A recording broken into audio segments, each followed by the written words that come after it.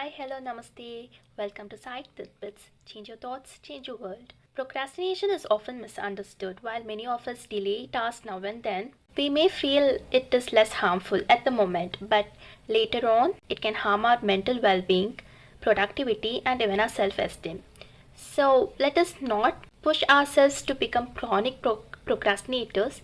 So, let us break it down to understand the common myths, how procrastination impacts our lives, how to recognize it, and practical ways to overcome it with real life examples.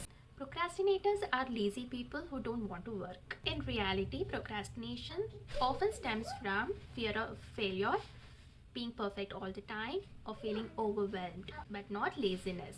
For example, a student may delay working on a particular project because he may feel that it may not meet his standard of expectations, or he may not, sit and study on a given time because he feels like the chapters are too vast. So this is not basically related to laziness. Myth 2. I work under pressure.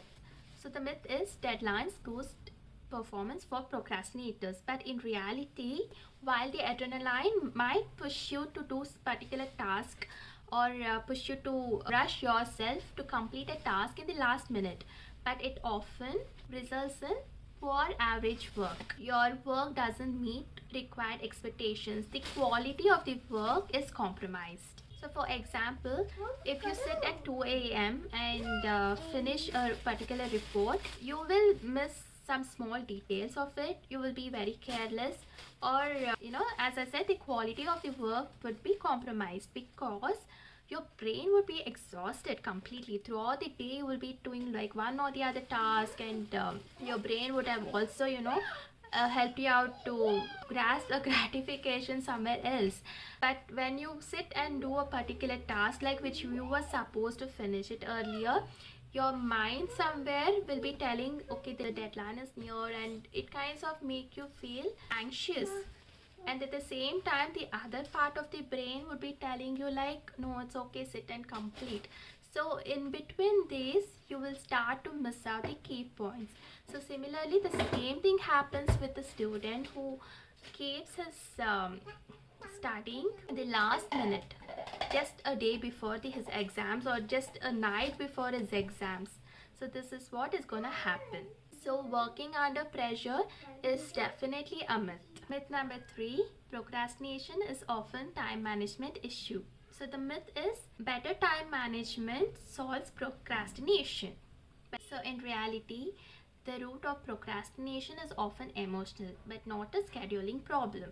So addressing emotional barriers like fear of anxiety is the key to overcome it. So let's see some of the patterns and personalities of procrastinators. Perfectionists, they often delay tasks because they feel they won't meet their high standard of expectations. The second one is the overwhelmed avoider. They feel paralyzed by the sheer size of complexity of the task. See, when I say overwhelmed, it's basically something huge. So a person who sees the task is like too big, they feel like, oh my god, should I do this? I can't do this. Okay, let me just keep it aside for now. So this is the overwhelmed avoider. Third one is the thrill seeker. They thrive on the adrenaline rush till the last minute, and often delay tasks and intentionally delay starting tasks. The indecisive procrastinator. They put off tasks because they can't decide, or they have a fear of taking a wrong choice. So now let's talk about how to recognize procrastinators and the common patterns and triggers. Number 1 is frequent excuses, saying things like, let's do it tomorrow, or I'm not in the mood to do right now. The second one, task avoidance. Okay, task avoidance is basically, you are avoiding a particular task and doing a different task which you were supposed to do it earlier or much later. So basically you're doing a task which is actually of a less importance. Like for example, you have to sit and study for your exam. So the less important task would be like, you are probably organizing your desk, or probably, cleaning your closet, something like that. So the third one is perfectionism. These kind of procrastinators, what they do, they delay tasks saying that it's just not right, or they feel like this particular task is not that great. It's not perfect. So the fourth one is overestimating the future time. So what happens over here is like, so the procrastinators, they believe they will be having more time and energy later than they have right now. So for example, probably like someone would have asked you to get some groceries from shop and you will say like, I'm exhausted right now, I'll go later, and that is how you delay the task, saying or believing yourself that I will be having more energy later and I'll be having lots of time later to shop more and come back. The fifth one is emotional triggers like fear of failure, getting rejected, criticized are directly linked to the task which you're gonna perform.